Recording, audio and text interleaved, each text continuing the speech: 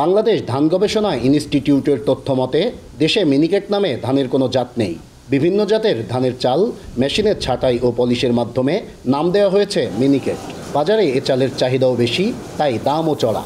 তবে সরু চকচকে এ চাল কোন জাতের ধান থেকে হয় তা নিয়ে রয়েছে বিতর্ক। ফলে মিনিকেট নামে বাজারে চাল সরবরাহ বন্ধে চালকল মালিকদের নির্দেশনা দিয়েছেন সরকার। তবুও বন্ধ হয়নি সরবরাহ। বাজারে বিভিন্ন ব্র্যান্ডের মিনিকেট চালের ছড়াছড়ি।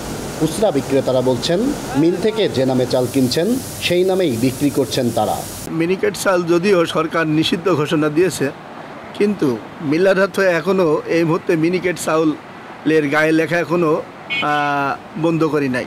আমরা যেভাবে কিনছি, যেভাবে লেখা থাকছে, আমাদেরও বিক্রি করার সময়ও সেইভাবেই আমাদের মিনিকেট নামেই বিক্রি করা লাগছে। মিল মালিকরা যেভাবে বস্তার গায়ে সিল মেরে দেয় আমরা সেভাবে মার্কেটে বিক্রি করি। তবে দেশের অন্যতম সরু চালের মোকাম কুষ্টিয়ার খাজানগরের অধিকাংশ মিল মালিকদের দাবি উল্টো।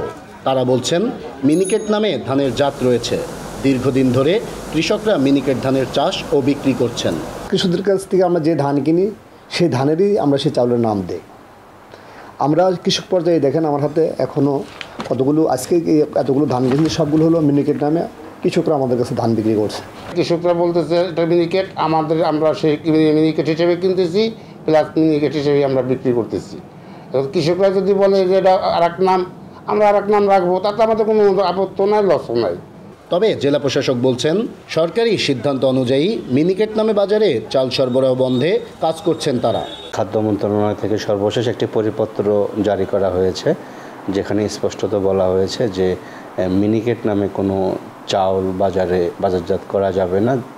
ধানের যে জাত সেটি চালের ব্যাগে উল্লেখ করতে হবে। আইন অনুযায়ী মিনিকেট নামে বাজারে চাল সরবরাহ নিষিদ্ধ হলেও চাহিদা বেশি ও লাভজনক হওয়ায় সরকারের নির্দেশনা মানছেন না মিল মালিকরা। নাহিদ হাসান তিতাস, দেশ টিভি, কুষ্টিয়া।